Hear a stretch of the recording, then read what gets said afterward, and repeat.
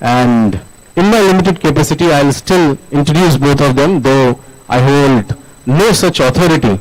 But I will take a humble try to introduce both of them in the best possible way, and I'll use their books to introduce you.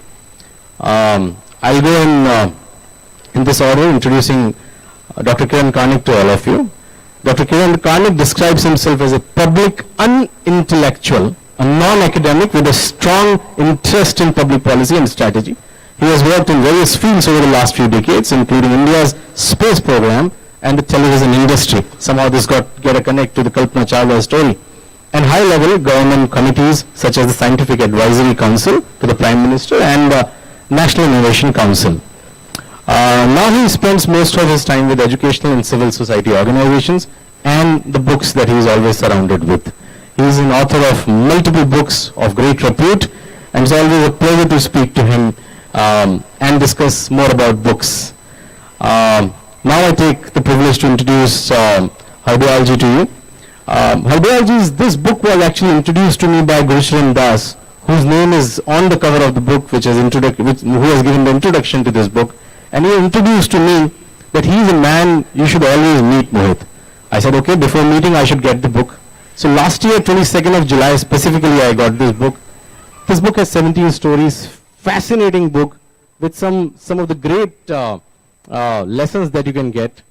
And I have a habit of starting the books from the back. So I started the acknowledgements, and just by reading the acknowledgements of any book, you can make out how much effort the author is trying to make in creating that book. Hardayalji actually studied history, economics and politics at Punjab University, Chandigarh, from where he earned a master's degree in political science. Later he trained in public administration, London, and earned a master's degree in fiscal studies from University of Bath in the UK. He joined the IRS in the year 1970. He was AS with Central Vigilance Commission. During this period, he dealt almost 15,000 corruption cases. I'm just relating it to the year, sir, 1970, and the number of cases. I hope it has already come down. He came across many ethical and moral dilemmas that officials faced in their organizational life, and he used this knowledge to help prepare 2 documents that laid down ground rules for maintaining integrity in decision-making in public sector banks and commercial undertakings. I hope the people who have written reports around Adani's may also be listening to this and will contact Hardayal sir very soon on that, sir. On that note, while I have done the introduction, we'll move on to our set of questions that we have planned from the book. I wanted to set a context about both the books. What Dr. Kiran Karnik has written in his book, which is Decisive Decade, India 2030, is all about multiple sectors and domains and what will happen. So for example, there's a story around, will robots take my job? Which I think for a B school student would be of the most important subject to understand. What will happen if you pass out and anybody says that, okay boss, I have a robot. I don't need such a talented BIMTech graduate for me. So that will definitely bring some level of worry to you, for which you may find an answer when you speak to him. On the moral compass, even if you get a job, even if you are with some place, how will you take decisions in life? Especially when you are a young employee and you get a chance to submit your HR bills at the end of the year so that you save on some tax.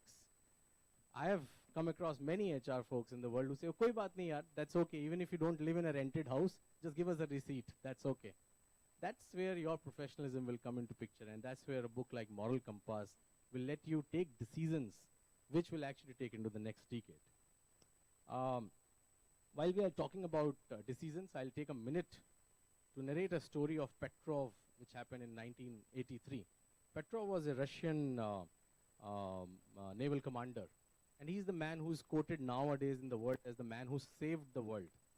It was 1983, the nuclear war was on the peak, it was on the prime. Russia had close to 35,000 nuclear missiles, ICBM, in ballistic missiles. America had close to 26,000, and they deployed it on the northern part of the world in many places. So that if Russia says anything to US will fire these missiles, boom, boom, boom, everything will go off. The same thing applies to Russia as well. One day what happened, because of some kind of reflections in one of the sensors, Petrov, who was responsible to launch these missiles, he saw on his screen, America has launched missiles. And Petrov had to take this decision, whether he should launch his missiles or not. What do you think he would have done? Of course, he didn't fire, otherwise we would have never been here. Imagine 35,000 nuclear missiles from this side and 27,000 from this side would have actually killed close to 3 billion people in 1983 when the world population was around 4.5 billions. And also immediate death, it would have cost close to 300 million people. Now imagine Petrov is actually the man who saved the world, because we would have never been here. What decisions he took? He was a technical person, he understood the future, but what decisions he took, that all comes under the compass of this book, which is called The Moral Compass. And that's exactly where there's a problem with the technology and the boons also related to the technology, but there are ethical dilemmas and the moral dilemmas that also come in taking those decisions that you will also take in your career ahead, which I guess in this discussion we'll try to bring out. The word moral actually peaked up in 1830 and it went down in 1914 in the overall literature. And on that note, my first question will be to Hardyalji, because we'll start with the moral. And he has narrated a beautiful story about a doctor who has to take a call in appreciating his supervisor who was his mentor. And this story is called The Difficulty of Doing Good. But before he comes to this subject, I would request him to quote about the book in the next 2 to 3 minutes, more as a book short. And because these youngsters are very much used to see reels and YouTube shorts, right? That's what you guys do. You love enjoying smaller, crisp. Ma'am, in fact, you should actually reduce your lectures from 1 hour to possibly 3 minutes each lecture. Teachers will come out, right? With that note, sir, I hand it over to you and narrate the story of Difficulty of Being Good, which is also one of the titles written by Gurucharan Das. So is this working? Can you hear me? Okay. So thank you very much, Mohit. And it's a pleasure for me once again for me to be sitting on this dais in such august company. I've known Mr. Kiran Karnik, Dr. Kiran Karnik, and is a person whom I respect immensely. And of course, as far as Mohit is concerned, it's a great pleasure for me to see you and to be, interacting with you. Now, without wasting more time, let me straight away say what a pleasure it is for me to be with you this afternoon. And also, let me, without much ado, go straight to the heart of what I have to say, the message for all of you. The Moral Compass is a collection of 17 short stories, or case studies if you like, drawn from real life. All the stories are not 100% true, but they are substantially true. And the reason why I say substantially is because I knew many of these persons, but sometimes there is an odd link which is missing, which the author has to sort of insert himself. He has to fill in the blanks. So you will not find it difficult to identify with the characters in this book. They are all young professionals, people like you. The book is especially written for younger people and for young audiences. A person like me has already, lived his life, but you have your entire life ahead of you. And this book might give you some food for thought. You will not find it difficult to empathize with the characters in this book, because they're all people like you and me. And the book deals with the ethical and moral dilemmas which we all face in our daily life. Why did I write the book? There were two reasons. I wanted to share my 40 years experience in public life. 6 of these, as Mohit has pointed out, were in a very were as part of a very difficult assignment which I had to do. I was Additional Secretary of the Central Vigilance Commission at a time when corruption was peaking. This is the aftermath of the Harshad Mehta scam.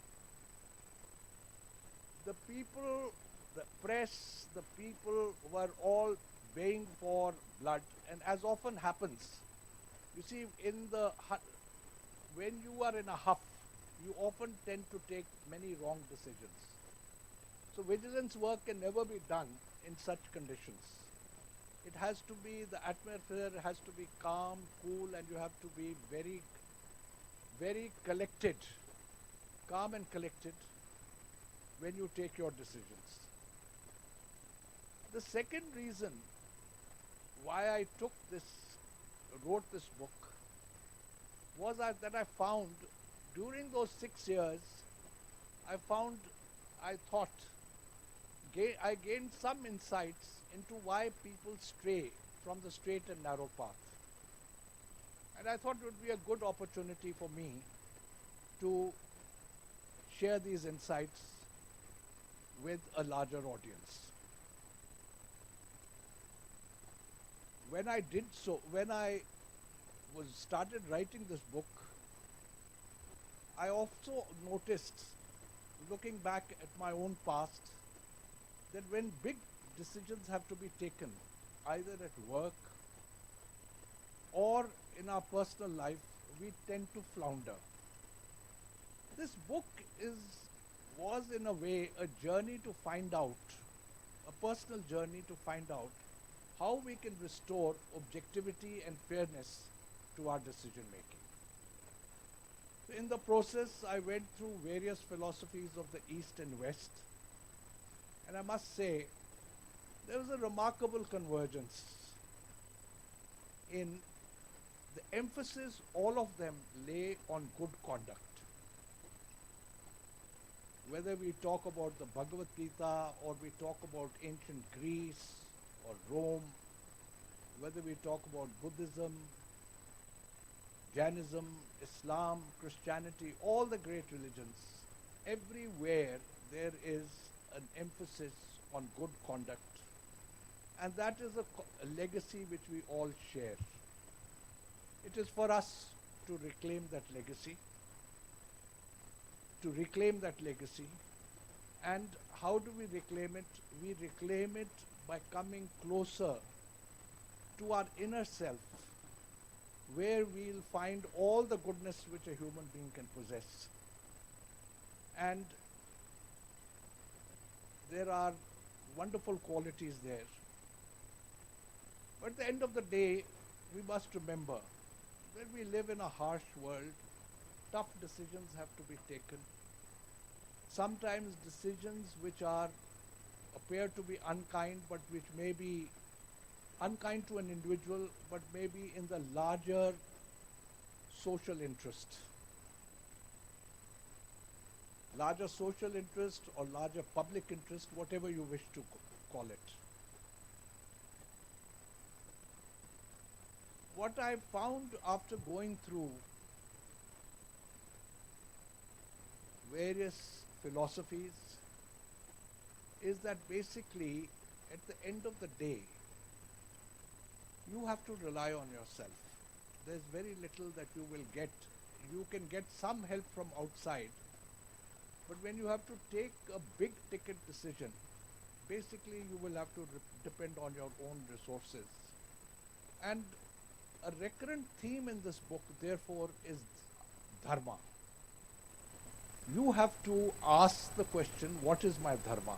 When you ask this question, different people will get different answers. And that is perhaps as it should be.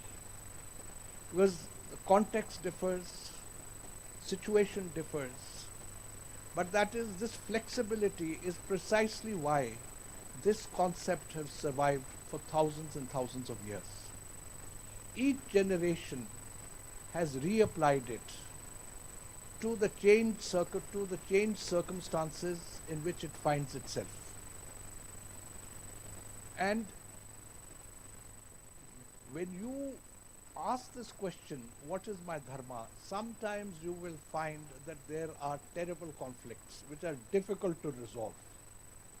Starting from the time of Mahabharata, when Arjun also confronted himself with the question that can I find a fight, a just war,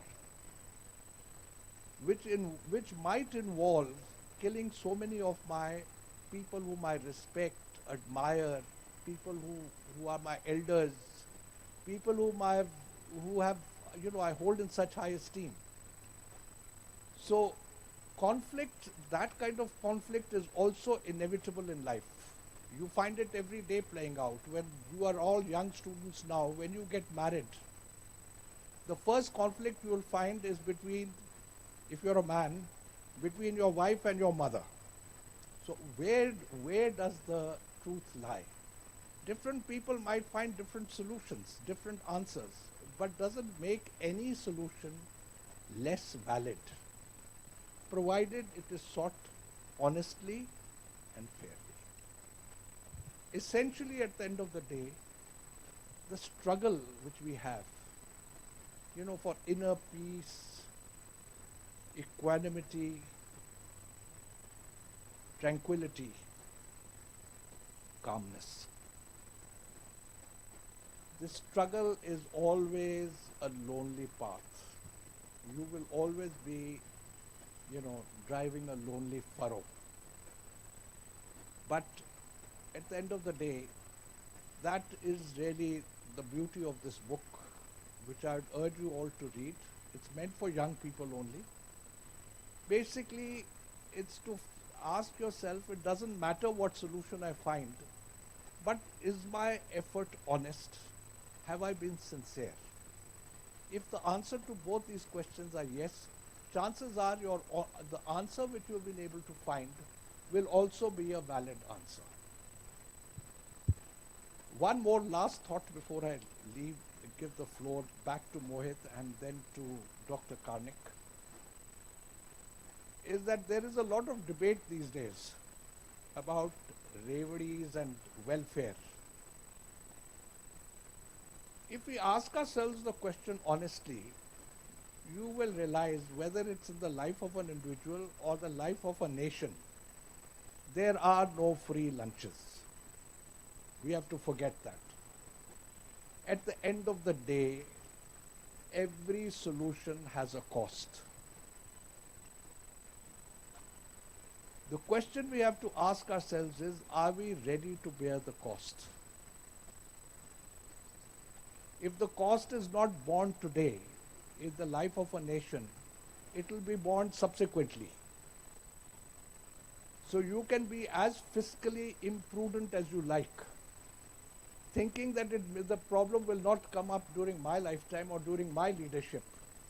But somebody will have to pay the price of of the kind of solution which you are trying to find out today.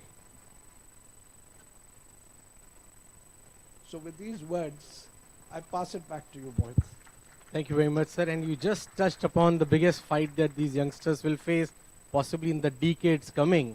But certainly what they are facing right now is how do they tell it to their parents that they are falling for a girl or a boy. So which again, there's a story around that as well. You can pick it up. But since we are talking about the next decade, and possibly between the the monster-in-law and your wife or your husband, you might have another way of looking at life, which is a very important aspect of the dilemma that you will face, is the gig economy, is the moonlighting, right? Is can you be a freelancer? Can you be an entrepreneur from day one and also repay your loan for the education or the expenses that you have borne for the education? And I think for that, the chapter that Dr. Karnik has written out of his own fascinating wisdom, which is around, will machines take my job? And that will actually give the gist of this book, that why on any subject or any specific domain, every chapter will be very insightful.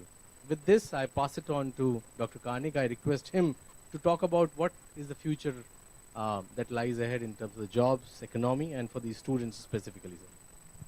First, let me thank BMTech, Director Chaturvedi and his faculty, and the organizers, the students particularly.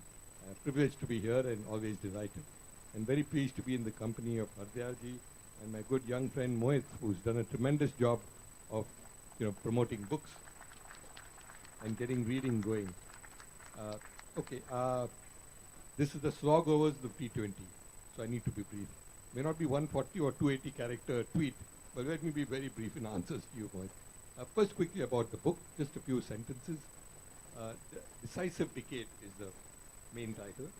I think this is indeed a decisive decade for India because we will now set ourselves on a path which can take us to being on top of the world in many respects, and I'll come back to that in just a moment.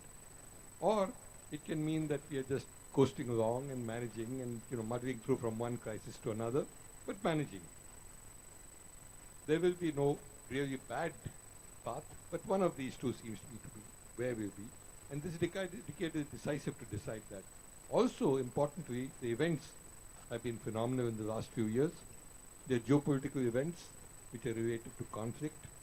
We're seeing the physical manifestation of that in Ukraine and what's happening there. And we're seeing worries about what's happening on the China-US front. And it can be catastrophic. We continue to have our problems with two of our neighbors. So we are also in the midst of a conflict. It's not just watching others, but we are. So conflict is a big thing. The second big one, which is so insidious but very, very dangerous, not just for you and me, but the whole human race, is climate change. And that's really a worry because we say the weather's changed, it's hotter now than it used to be, it's cooler now than it used to be, it's raining more than it used to, but it doesn't really strike us as something disastrous, except for a brief period of a few days. But for the world at large, climate change can be something that can make us extinct, as dead as dodos. The third one, the third C, conflict, climate change, and the third C has been COVID. It's been a black swan event that came from, you might say, left field, took us all by surprise, and it changed the way we look at not just the world and how we deal with such epidemics, which is one manifestation of it. The other one is how, through the lockdowns, we've learned more about ourselves, about our friends and family, about the way to interact with machines, because you're interacting mainly through a machine, whether it is for ordering necessary groceries, or doing a social interaction, or taking online classes. So we've learned how to interface much more centrally with the machine than we used to. So the book looks at the decisive decade and then has a subtitle which is called Gazelle or Hippo. And I mentioned two paths in broad semi-economic terms of being on top. But it also has a different dimension. What is India? What do we perceive as the image, the feeling of India, which each one of us would like to have, or which outsiders have of us? I see two possible extremes. One can be that as we become a bigger and bigger economy, we are already the third biggest in PPP terms and the fifth biggest in pure absolute terms.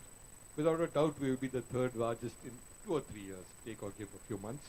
And we may possibly be number one or number two by the time we celebrate the 100th year of a republic. So we will be economically a power. Militarily, obviously, given our size, our needs, or things, we will be somebody up there. But this charts two paths for us. One is we can be perceived and we can ourselves take on the mantle of being a hippo. Tough, big, aggressive, and fearsome to others. And others will look at us in the same way as something which is to be, watched out for, dangerous, and when you see it approaching, you either take it head on if you have weapons or you decide to go away, run away. Or you can be a gazelle. Agile, fast, quick, swift, and yet very likable. People everywhere, you see a gazelle, like a pet dog, you want to go and touch it. It evokes friendliness. So we have these two extremes of where we might be. That's the theme of the book, or the title of the book, which explains much of what the book is about. And I've taken a very optimistic view because I'm an optimist, but I think it's not just optimism, it's realism. I think we will take a path which is good for the country. Quick word on what it covers. I've covered major areas which I think... Himself as a public unintellectual, a non-academic with a strong interest in public policy and strategy. He has worked in various fields over the last few decades, including India's space program, and the television industry. Somehow this get a connect to the Kalpana Chawla story. And high-level government committees such as the Scientific Advisory Council to the Prime Minister and National Innovation Council. Now he spends most of his time with educational and civil society organizations and the books that he is always surrounded with. He is an author of multiple books of great repute, and it's always a pleasure to speak to him and discuss more about books. Now I take the privilege to introduce Hardyalji to you. Hardyalji, this book was actually introduced to me by Gurucharan Das, whose name is on the cover of the book, who has given the introduction to this book. And he introduced to me that he is a man you should always meet, Mohit. I said, okay, before meeting I should get the book. So last year, 22nd of July, specifically I got this book. This book has 17 stories, fascinating book with some of the great lessons that you can get. And I have a habit of starting the books from the back. So I started the acknowledgements, and just by reading the acknowledgements of any book, you can make out how much effort the author is trying to make in creating the book. Hardyalji actually studied history, economics and politics at Punjab University, Chandigarh, from where he earned a master's degree in political science. Later he trained because administration in London and earned a master's degree in fiscal studies from the University of Bath in the UK.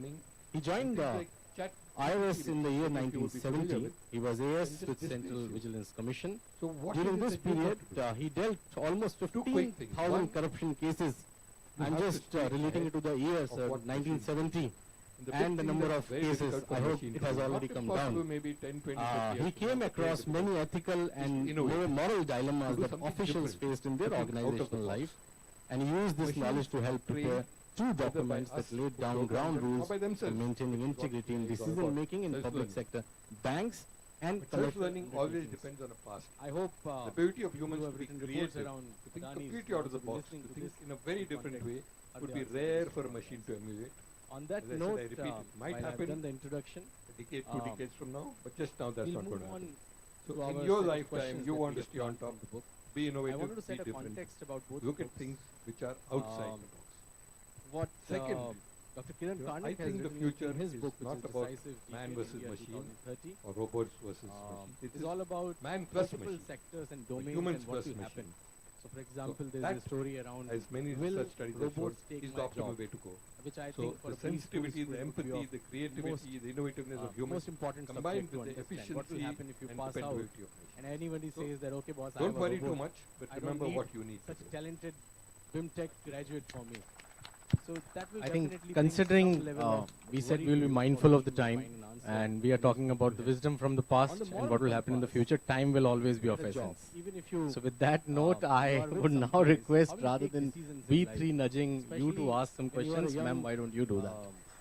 Thank you, students, for being you get a chance to submit patient your HR bills audience. at the end If of you the have any year so that questions, you please stay do. on We are track. running short of time, definitely. come But across before many I HR take up people questions, who say, before I take "Okay, up questions, that's I okay, must even if you thank don't our give a rented director house, for just give taking us a out receipt. time, because there are That's so many parallel events where your happening. Sir professionalism is with us comes right now. and Thank you that's so where much, books sir. like And moral also, I goofed up little bit in the beginning. I didn't present you with the bouquets. So my students are after me. Muskan, please hand over the bouquets. Decisions, I'll take a minute Yes. to narrate To a story Mr. of Mohit Petrov, Gupta, which happened in 1983. who's been an excellent moderator for fighter. Arushi. To Mr. Hardayal Singh, thank you. In the world as the man who saved the world. And It was 1983. The nuclear Muskan war was to Dr. on the Karnik. peak. It was on the Okay. prime. sir. Russia ma'am ये had Valentine's day तक चल Thank you so जाएंगे? much. ये flowers Valentine's day तक चल जाएंगे, I guess.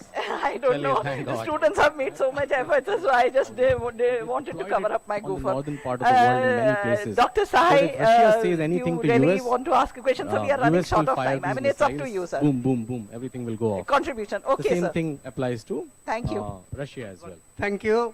One day what happened, because of I some would kind like of to reflections contribute in to one of the what sensors, Hardayal ji said. And Petrov, who was responsible to launch these missiles, he saw on his screen, America has launched missiles. as you And move up Petrov and up, had to take this as a decision, CEO, whether I he had should a big launch his missiles or dilemma. I not. was CEO of a What do you public think he would have sector. I done? had Chief Vigilance Of course, he Commissioner, didn't fire, Mr. otherwise we would have never been Ravi here.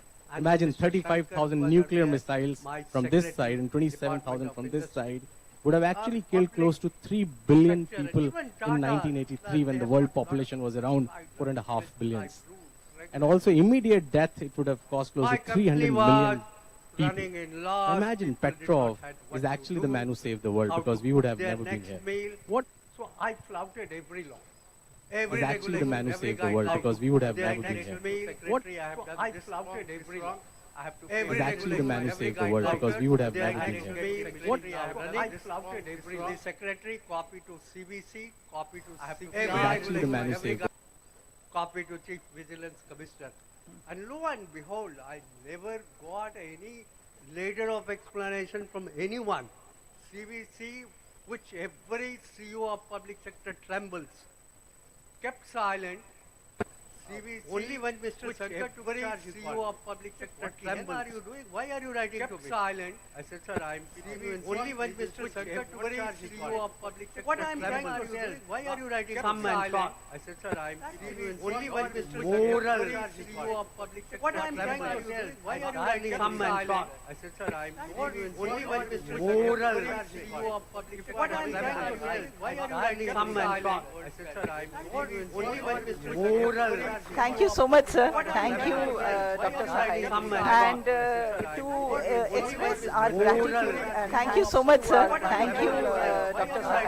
And to express our gratitude, thank you so much, sir. Thank you, Sachin Sharma, and to editor of Thank you so much, sir. May I request Sachin and hand over the momentum. Editor of Thank you so much, sir. May I request Sachin and hand over the momentum. Editor of Thank you so much, sir. May I request Sachin and hand over the momentum. Editor of Thank you so much, sir. May I request Sachin and hand over the momentum. Editor no, for all one by one. Yeah. Please felicitate, yeah. Dr. Karnik. Thank you, Dr. Karnik.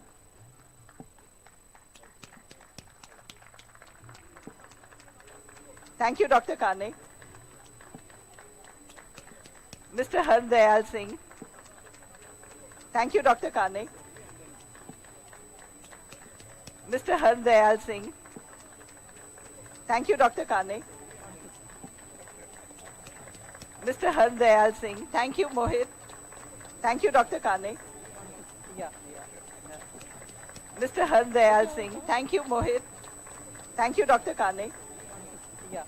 Now we are coming to Mr. Hardayal Singh. Thank you, Mohit. Literature. Thank you, Dr. Karnik. Before we end, we have last session coming, which I'll hand over to Thank you, Mohit. Thank you, Dr. Karnik. Thank you, Mohit. We have last session coming, which I'll hand over to Thank you, Mohit. Thank you, Dr. Karnik. Thank you, Mohit. We have last session coming, which I'll hand over.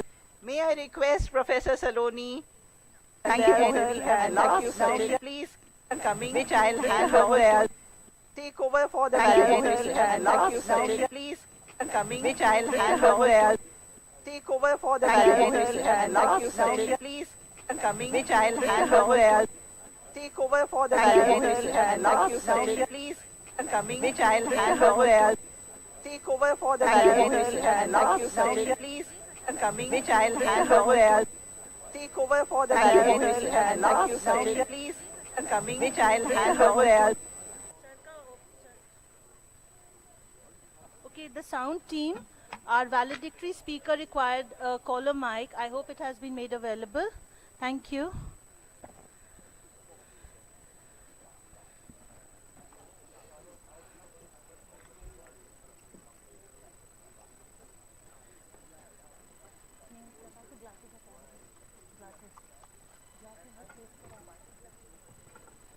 और बीच में करो इसको, चार ही speaker है ना, हाँ देखो, इधर डायरेक्ट ऐसा रखो, बीच में करो, एक और है ना, एक और है, हाँ साथ में रख दो, साथ में रख दो, no problem.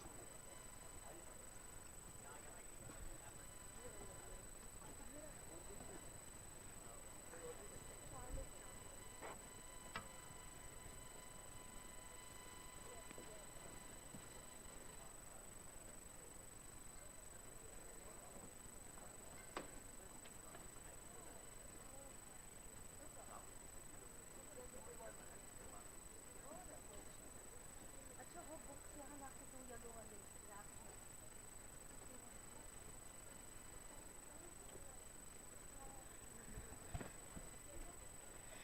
Very good afternoon to everybody. Students standing behind, please sit down. I request people standing behind to please sit down.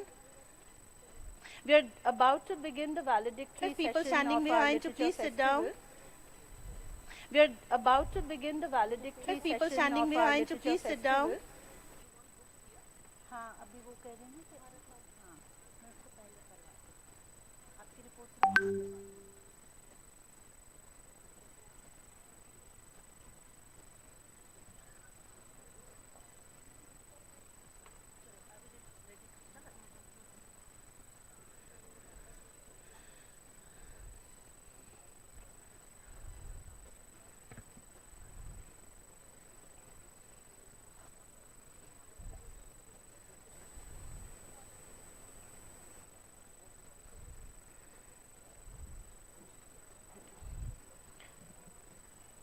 Books are the carriers of civilization. Without books, history is silent, literature dumb.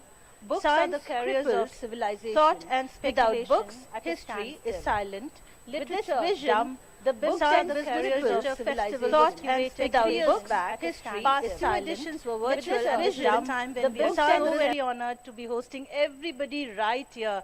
The vibes are different and I'm getting goosebumps. When we were to start this festival, we were being trained, you know, we would visit different festivals. Our director always wanted us to have one of our own. And with the presence and support of such luminaries, the day is here. We are going to start with the valedictory session now. And I would like to invite onto the stage our eminent speakers today. The valedictory speaker today with us is Mr. Bharat Vaklu. Students, please escort sir to the stage. I invite our director and our deputy director to join him on the stage. We also have a book unveiling, and for which I would like to invite Dr. Arvind Sahai to the stage here. Students, yes, please welcome them with bouquet.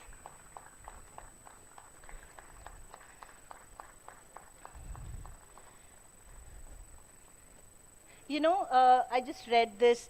There are worse crimes than burning books, and one of them also is not reading them. So we really want all of you to read books and also to one day write your own book, and across the 1.5 days, we did our best, we helped you meet role models and helped you listen to the stories of so many people featured in their books. We also were very delighted to have the support of eminent speakers who are present here and who are continuing in this session as well. Before we begin, I would like to invite our communication area head, Dr. Archana Srivastav, to present a brief festival report.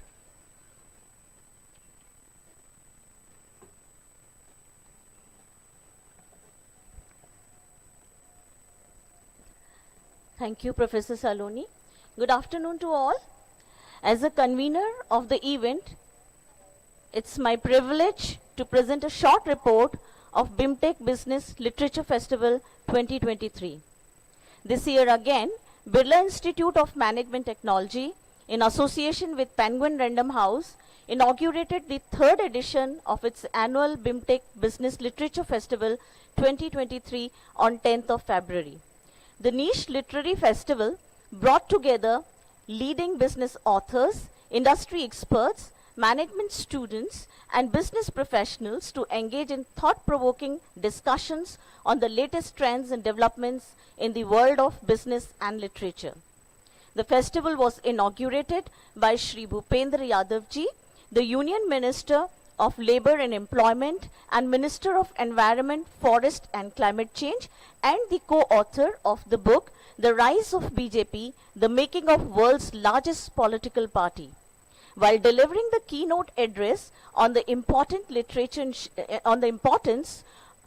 of literature in shaping and influencing modern business practices, Chief Guest Mr. Bhupendra Yadav said, books play a key role in developing business modules. It's a great initiative on a management institute's part to have organized a business literature festival as it boosts education and learning. Essentially, he emphasized on the topic of mindfulness. The 2-day festival brings together some of the brightest minds in the industry for a series of candid talks, panel discussions, book launches, reviews, and informative masterclasses. There were all also exclusive author signing sessions. The book stall by Kunzum Cafe displayed interesting books published by prominent publishing houses such as Penguin Random House, HarperCollins, and Rupa. The festival is graced by eminent personalities such as Dr. Bharat Desai, Mr. Neeraj Kapoor, Mr. Harish Bhatt, brand custodian Tata Sons, the author of Tata Stories and the Tata Log, Mr. Kiran Kanek, the author of Decisive Decade, Ms. Christine Armour, author of Wild Wisdom, Mr. Parmesh Sahani, the author of Kuristan, LGBTQ Inclusion in the Indian Workplace, founder of Godrej Indian Cultural Lab, LGBTQ Inclusion Consultant, Mr. Bharat Vaklu, founder, the Vaklu Advisory TWA, and the author of Tata's Leadership Experiment, among others. The dignitaries shared insights and experience on the range of topics from innovation and entrepreneurship to corporate leadership and strategy. There were 3 master classes held on a very important issues. One was the pre-festival event, that was haiku, and the other 2 on the topics like Write That Book, a master class on writing and publishing by Ms. Radhika Marwa, Executive Editor, Penguin, and Happily Insured, Guide to Understand Insurance and Leading of Stress-Free Life by Mr. Kapil Mehta, author and co-founder of Secure Now Insurance Broker. It was presented by HarperCollins. Today, in the morning session on Authors Speak, Mr. R.N. Bhaskar and Mr. Harish Bhatt discussed about their books and presented very interesting picture in their talk. The next session on Fireside Chest was moderated by Mr. Mohit Gupta, co-founder Forbes, Mr. Kiran Karnik, the famous author, and Mr. Hardyal Singh deliberated on the issue and gave their views. We are grateful to Mr. Bharat Vakluji for kindly agreeing to deliver the valedictory address. All the sessions in the current edition of BBLF 3 were invigorating and absorbing. They were full of enriching and exciting offerings. Thanks everyone for making this event a great success. Thank you.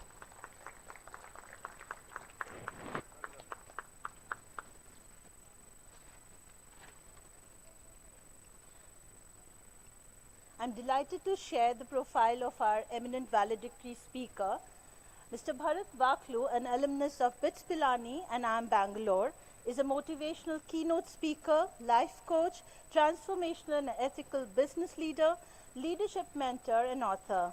He's worked with Tata Steel as Chief of the Supply Chain, Tata Inc. as President, and Tata Services Limited as the Resident Director, Sikorsky Aircraft Corporation as MD, and he is currently the President of the Vaklu Advisory. Mr. Bharat has a commanding presence that inspires others. He's a superb speaker and is skilled at encouraging and directing top leaders to produce commendable results. Mr. Vaklu has been awarded with several prestigious awards such as Fellow American Society for Quality, USA, and he's been a Fellow of All India Management Association, India. Also, he has had outstanding contribution in the quality industry. He serves on a number of boards and has always guided people with their invaluable advice and industry knowledge. As an author, he has been driving a lot of minds for better leadership. Your leadership roles, you need to enhance your skills for that. Read his books on restoring values, keys to integrity, ethical behavior, and good governance, Close Call in Kashmir, and Navigating the Maze, Simple, Smarter Strategies to Fast-Track Success. Today, he is gracing this occasion with his book, Tata's Leadership Experiment, which explores the creation of Tata Administrative Service by Mr. J.R.D. Tata in the mid-1950s. He will talk about this in his valedictory address. I'm making a small change in the sequence just so that we hand over the stage to you for your talk later and finish small formalities just now. We are going to be also launching a wonderful book over here for which we are joined by Professor Arvind Sahai, who's an alumnus of IIT Kanpur and IIM Ahmedabad, a PhD from Texas University. He's a globally acclaimed academic who has taught at London Business School and various other American and European universities. He is currently the professor at IIM Ahmedabad, where he is also chairing the entrepreneurship cell. He is the chairman of India Gold Council and on the board of Dubai Gold Exchange and board of many other organizations. Today, we unveil his latest book, Brains and Brands, a bestseller attracting marketing enthusiasts. Sir, we would like you to present the book and unveil it here. Whoever is interested in brand management and consumer behavior, this book is going to be a masterclass for you.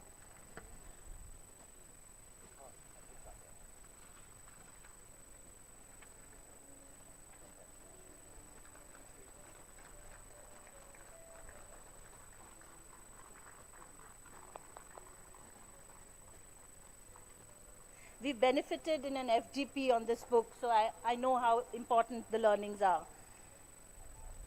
Thank you so much, Professor. For the valedictory address, Dr. Vaklu, Professor Vaklu, Mr. Vaklu, everything, he wants to speak to all of you from there, so therefore I request dignitaries on the dais to take the seat in the front.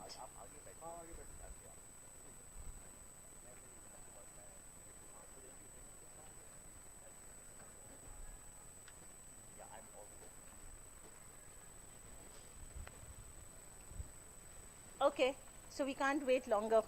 Okay, so thank you very much, Saloni, Dr. Chaturvedi, Mr. Verma, ladies and gentlemen, my dear friends in the audience, students, the wonderful people who served as my hostesses since yesterday, Harneet and Anamika and Stuti. Thank you very much for giving me a tour of your lovely campus. So I have come to BIMTech after a gap of 10 years. I came here last when you had moved here probably 9 years back, which means in 2013. And I am simply delighted to be here because the vibe, the expansion, the development that has happened out here is extraordinary, and I'm delighted with the positive changes that have happened. There are more residential blocks that have come up, more students. So please give the team that's responsible for these strategic improvements, for this development, a big round of applause from all of us. And Dr. Chaturvedi, I think you deserve really to be appreciated for this extraordinary achievement. So that was my first impression after coming here after a long gap. I also spent a little time yesterday going around this place and listening to Archana's report. It is very, very clear that this has been an extraordinary success by any standard. The BIMTech Business Lit Fest has got the right kind of authors, the right number of books, and so it's really wonderful that all of you, the students from the clubs, the students who are part of the conduits, and their faculty members who have enabled this organization to create this lovely platform, I think they all deserve a round of applause, because it is not easy putting together things like this. You need to have the commitment, the patience, the attention to detail to really make something like this stick.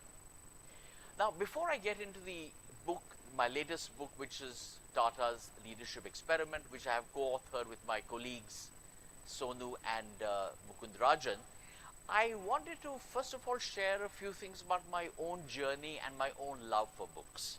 You know, after all, if I have written 7 books, and if I love reading them and I like to write them, there must be something which has contributed to this. The fact is that I was fortunate to grow up in a household where we were surrounded by books. There were books in English, there were books in Sanskrit, there were books written by ancient Kashmiri authors like Shemendra, like Somdev Sharma, like Kalhan, the Raj Tarangni, and a host of books in Sanskrit, because my grandfather was an extraordinary reader, and he loved books in any language. So the joke in our family used to be that every once a month, my grandfather would take the car and go to 3 libraries. He was a member of 3 libraries. The library of the University of Kashmir in Srinagar. He was also a member of the SP College Library, and the Amar Singh College Library. So he'd take a car and he'd get about 25 to 30 books at a time, and then he'd go to his room and he'd be ensconced there, except for the times that he'd go for a walk or when he would interact with the family. So if there were ever guests who'd come to see him and he wouldn't come down, they'd say, "Where is your grandfather? Why isn't he coming down?" And the joke in the family was, that's because he's booked, because he was so involved with his books, and he read books a little differently. He would first read a book in English, then he'd switch to something in Urdu, then something in Sanskrit, and then maybe the next day come back to this first book. And I found that whole thing fascinating, because as a young child growing up in my grandfather's presence, my curiosity kicked in, and I remember for hours on end spending time with books. So I really want to say this because this same point was also mentioned by the previous speakers. They did say that books will truly expand your mind, and there is no doubt that if you are curious and if you have a desire to know more about not just the world but about yourself, the best way to do that is to read as much as you can. Because reading, unlike watching a reel on Instagram or unlike watching a clip on YouTube, it forces you to get involved with the story, involved with the facts, with the figures, with the author, the manner in which the dialogues happen. And that expands your creativity, it expands your ability to command the language you're reading in, it enhances the ability to learn social skills, it also gives you the ability to empathize much more, a quality that I find seriously missing in many, many organizations today is empathy. And I think reading books, therefore, are a powerful way to do that. So I'm saying all this because you are there in the audience, my young friends, and you need to know that these lit fests are being created and conducted on campuses like BIMTech for a reason, because they expand your ability to function in the real world as you mature and grow. So let me now move to the book that we are talking about today, which is Tata's Leadership Experiment. This book was written during the COVID times, and a little trivial fun fact, the co-authors never even met physically once to write it. It was written entirely on technology, Karnik. So it's one of those things that happened in the pandemic. We did not meet. Of course, we knew each other very well, but we did not meet other than virtually online to write this book. And thanks to the support of our publishers, HarperCollins, and our commissioning editor, whom you just met, Sachin Sharma, the book has come out in a way that it is really creating quite a storm. So why did we write this book? So while it is true that this book is about the Tata administrative service and the leadership cadre of the Tatas, there is another reason that we were trying to explore. There was another reason why we wrote the book. We were trying to explore where or why are the Tatas known for the values that, they don't even talk about anymore, but everybody knows that if you are part of the Tatas, values are going to be there in the discussion, or it'll be part of the manner of functioning. So where do these values come from? The second thing that we were keen to explore was, if values are indeed there, how come they haven't diluted since the time of J.N. Tata, who lived in the 1800s? And finally, if that hasn't happened, what has been the role of talent, and specifically of the Tata administrative service? So we have gone into these three parts of the book. I'll just share one story which gave us a glimpse of how the Tatas have come to be known for the values that they have espoused very early in the time of the founder Jamshedji Tata. Now, I want you to go on a little journey back in time, 1857. Do you know what the significance of this year is? 1857 was the time when India had its first war of independence. In Bombay, at that time known as Mumbai, now known as Mumbai, In Bombay, a young man of 18 years called Jamshedji Tata was graduating out of Elphinstone College. And he was an avid reader also. He was keenly curious.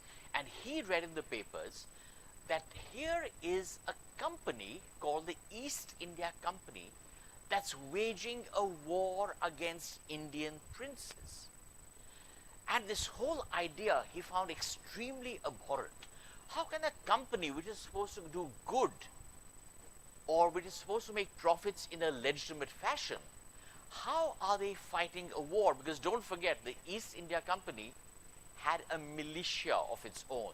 They had actually raised a militia which was fighting the princely states. Now this had a serious impact on Jamshedji Tata, and he took a pledge.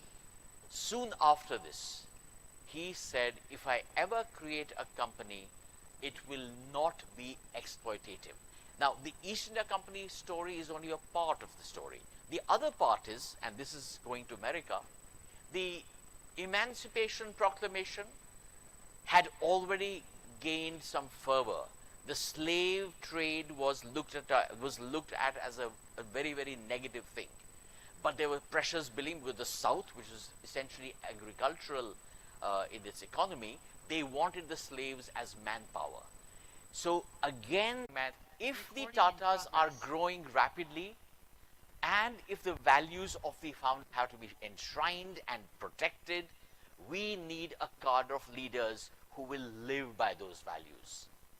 And that's why in 1950, he created the Tata Administrative Service, and that has been a success story for the Tatas. And TAS officers have been like the what Sardar Patel called the steel frame of India. For the Tatas, the Tata Administrative Service served as the steel frame.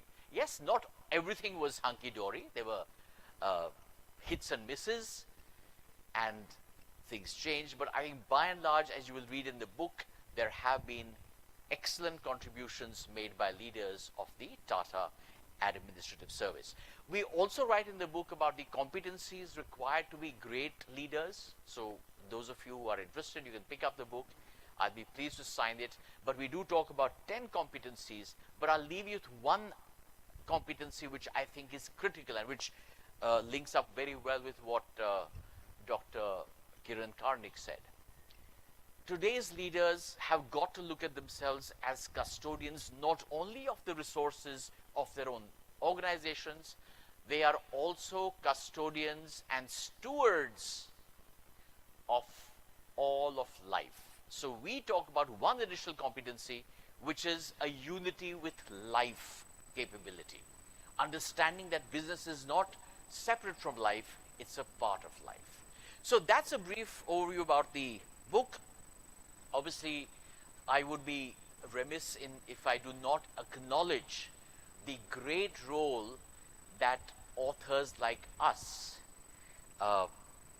benefit from if I were to miss out on the extraordinary support that we get, all of us authors, that we get from the publishers, the commissioning editors, and people like Mr. Mohit Gupta of the Friends of Books, who actually enable the books to reach all of you. You know, the authors may get the limelight, but the fact remains that we are of no use if we are not supported by publishers. And Sachin, thank you very much for the great support we get from HarperCollins and people like Mohit and many, many others. There is Mr. Rohit Jairajani in Pune. There are people in Chennai. There are people in Ahmedabad. Everywhere you have lovers of books who do their utmost to support what we do. And without that, frankly, we would not be in a position to be here in front of you talking about these great ideas. Now, ideas are important in this day and age because you, ladies and gentlemen, are the future leaders. If you want to be in leadership roles, you have got to start with new ideas, futuristic ideas, ideas that will make a difference not just to you or not just to India, but which will wholesomely enable the world to become a better place. So with that, once again, Dr. Chaturvedi and the faculty and the organizers of this session, thank you very much. And thanks to all the support staff from the sound to the photography and everybody, the students for all these lovely posters, and of course the marvelous compares Maya and Saloni for making this truly a memorable event. Thank you very much for having me. I'm honored. Yes, of course. If you would like to interact with the author now, Thanks. can you pass on the mic? Is anybody willing to share something?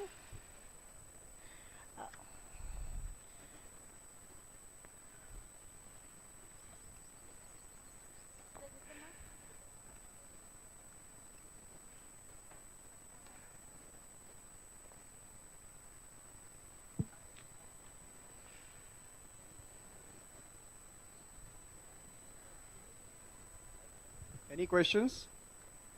Anyone? Everybody's hungry.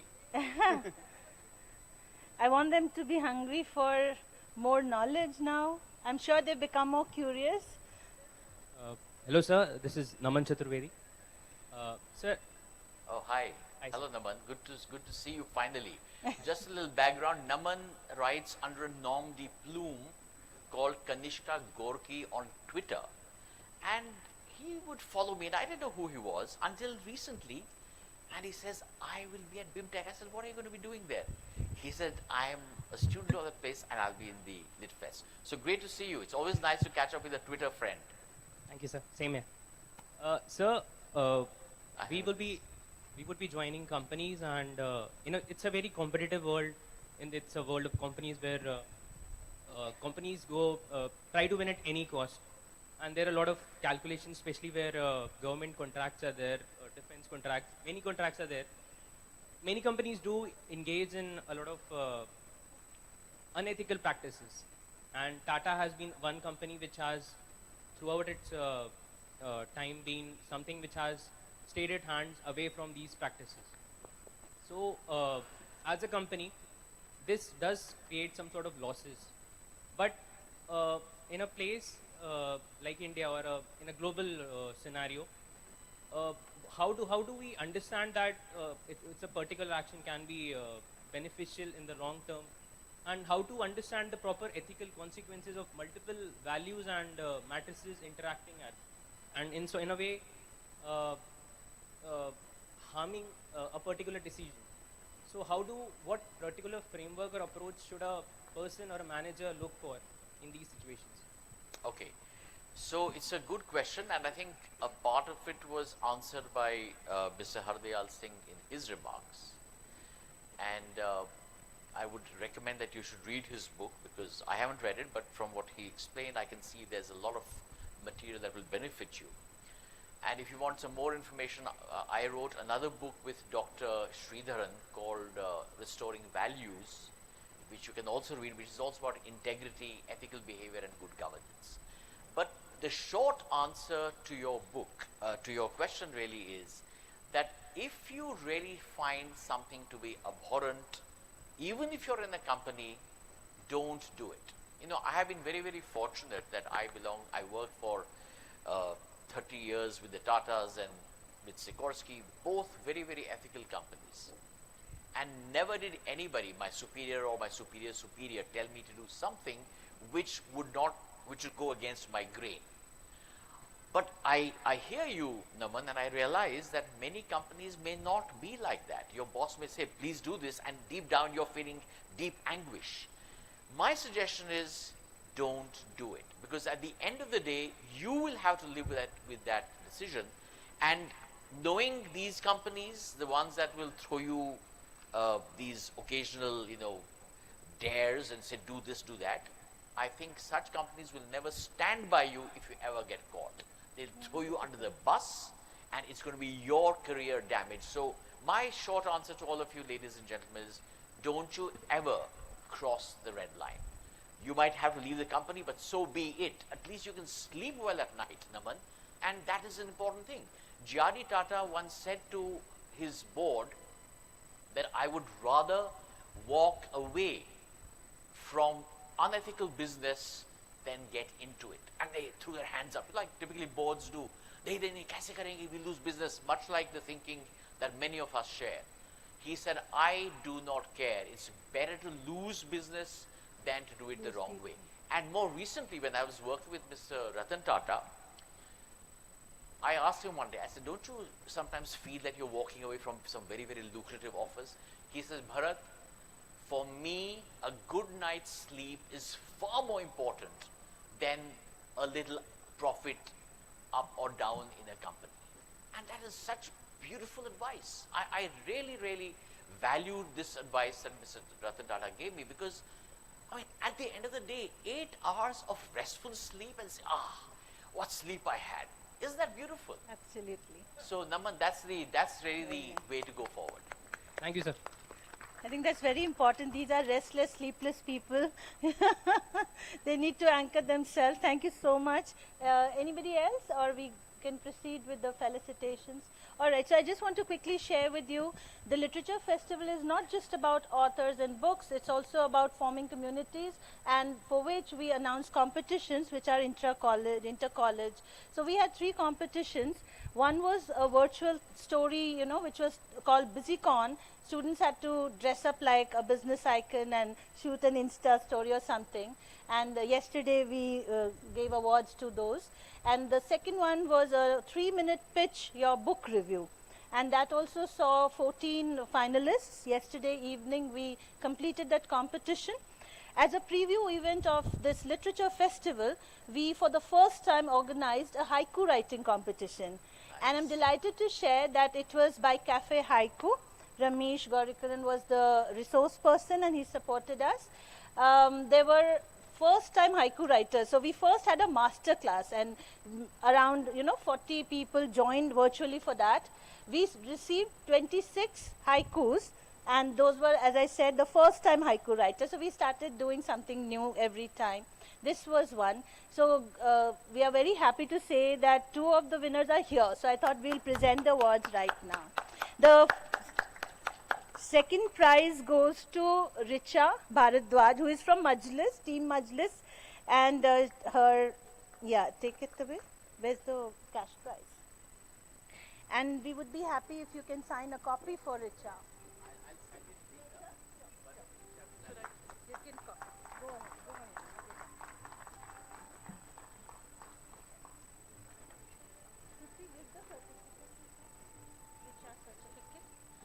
And the first prize goes to Manish Sirohi. I saw him attending the haiku master class, and I was very sure that he will give a good haiku. And as the jury, please get it signed by sir later, okay? So Manish, you receive your award.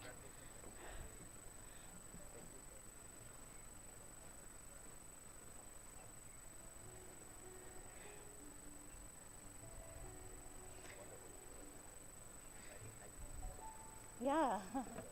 Thank you so much, and congratulations Richa and Manish. We also had one second prize. The student is from Stephens College and she's not here, unfortunately. Kavya Sanjay, we were actually to announce this virtually, but thank God 2 of them are from here, so we could do it on stage with you. Thank you so much.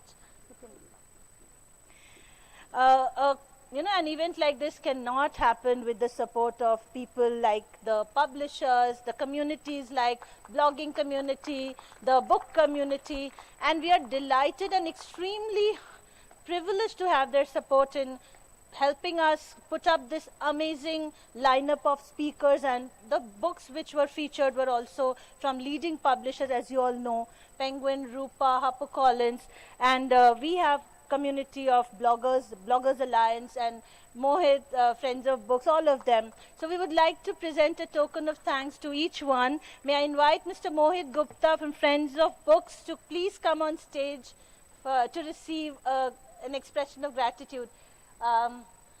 Sachin will follow soon. Come on. I also invite Mr. Sachin Sharma. We've been interacting and it all started with a Twitter message, in our first edition. And Sachin Sharma is executive editor of HarperCollins. Students?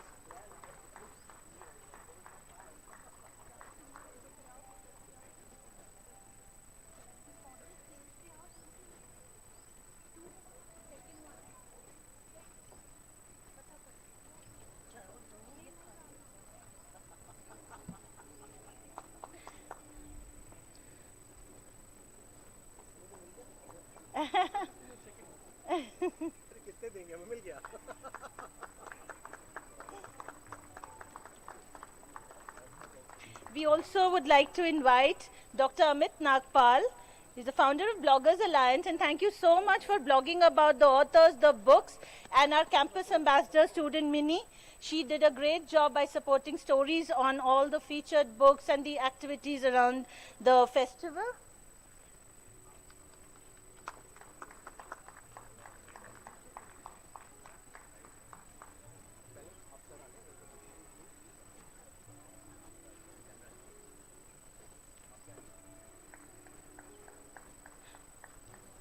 Listen, call Medha.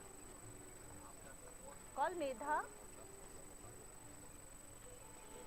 Kunzum Books have their stall over here for the last full day today, and a lot of authors have signed copies also.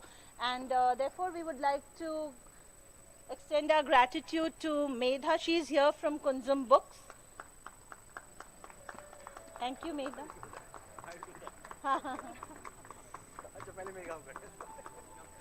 Ladies first, please. Medha, please go ahead and receive. Thank you, Kunzum Books, for doing this for us.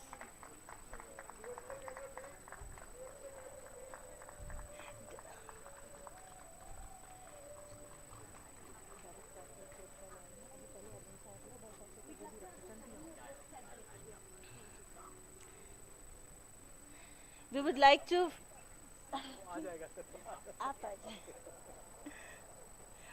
Professor Arvind Sahai, has he left? Okay, then we'll give it later.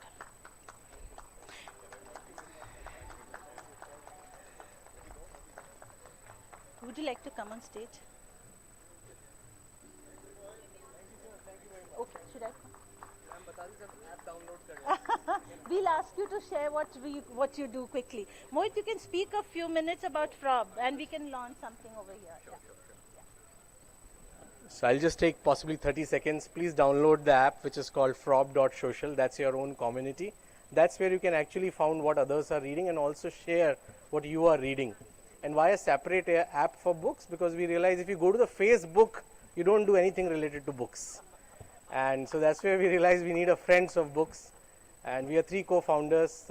One is definitely a common friend between us and Mr. Waklu, Ajay Kaul. Ajay Jain, मुझे कुंजू में याद आ रहा था. Ajay Kaul was a former Domino's CEO. My other batchmate, Nipun, who was the man who brought Tropicana to the country.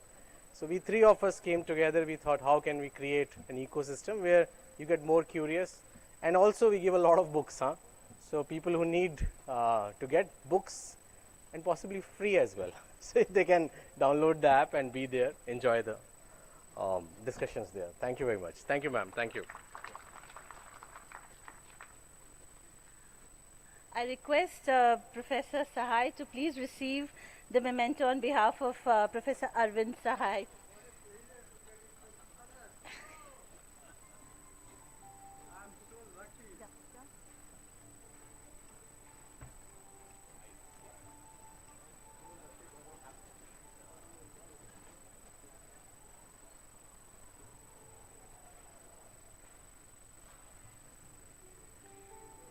May request our director to please come to the stage.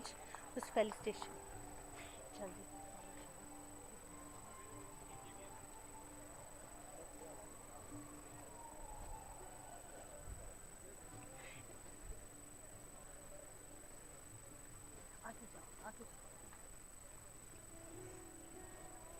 It's time now to acknowledge the presence of our valedictory speaker. You want to pick it?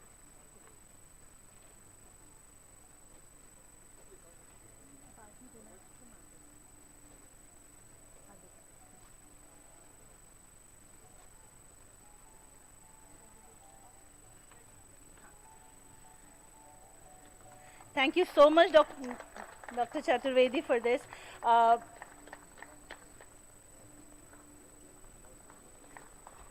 We don't always get to meet such people, so I must say a big, big thank you on behalf of the students over here.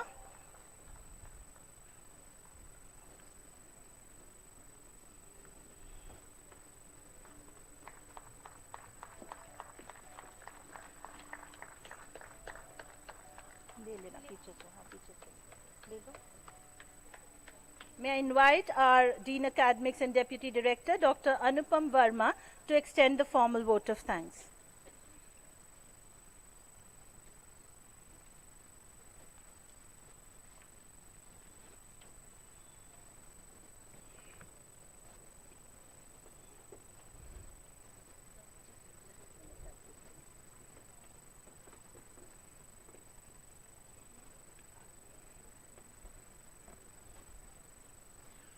Respected Mr. Bharat Vakhlu,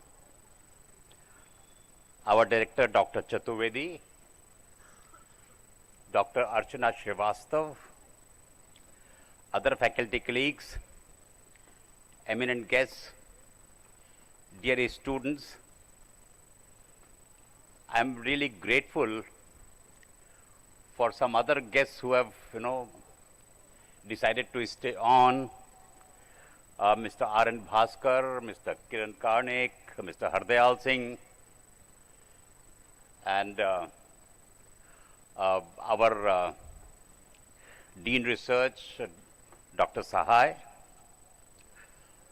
All good things must come to an end.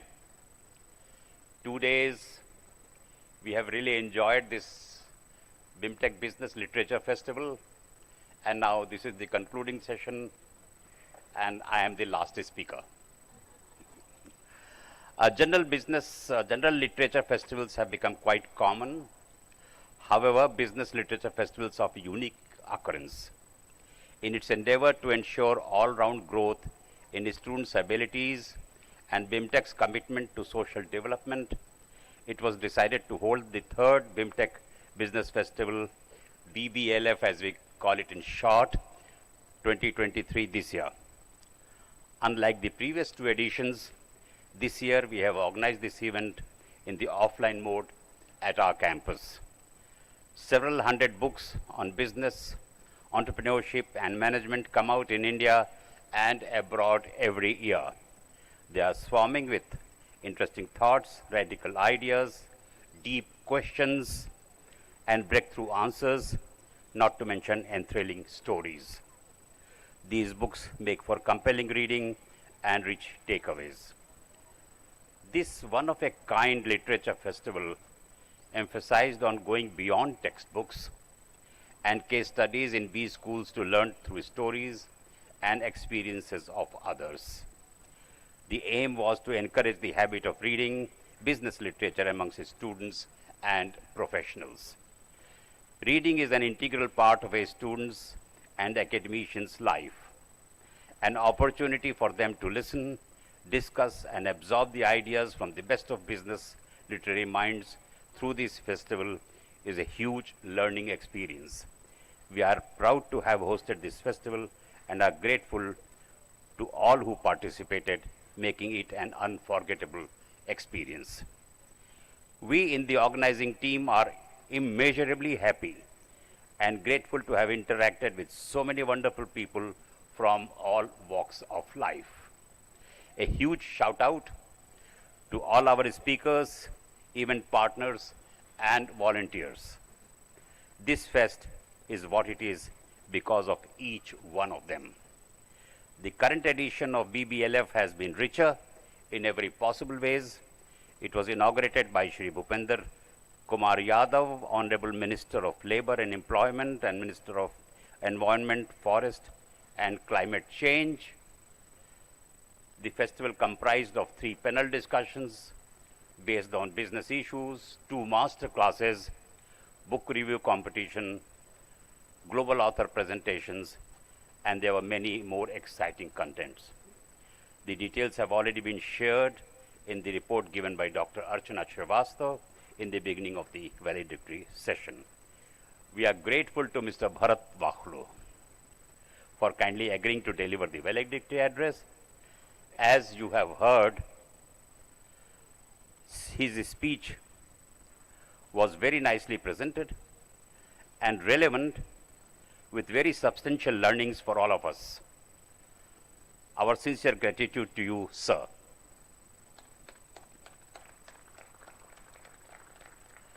Let me extend our heartiest congratulations to Dr. Arvind Sahai, he's left the venue, on unveiling of his book, Brands and Brain. All the sessions in the current edition of BBLF were invigorating and absorbing. They were full of enriching and exciting offerings.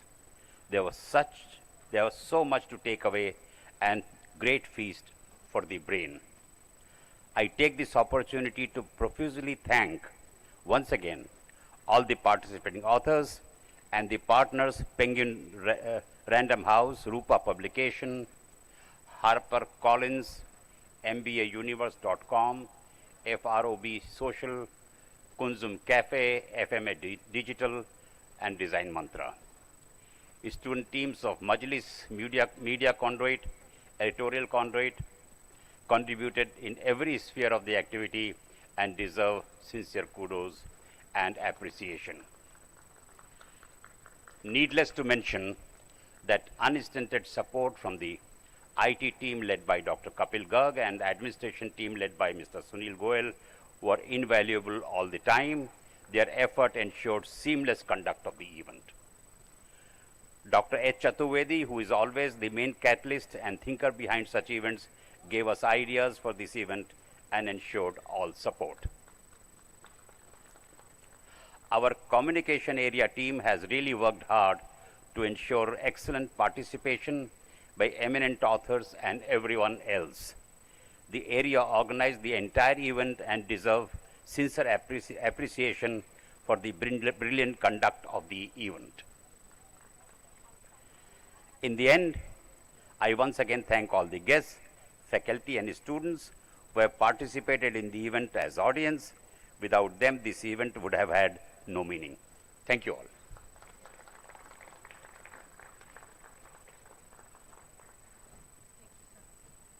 Thank you, sir. So that brings us to the close of the BIMTech Business Literature Festival, 3rd edition.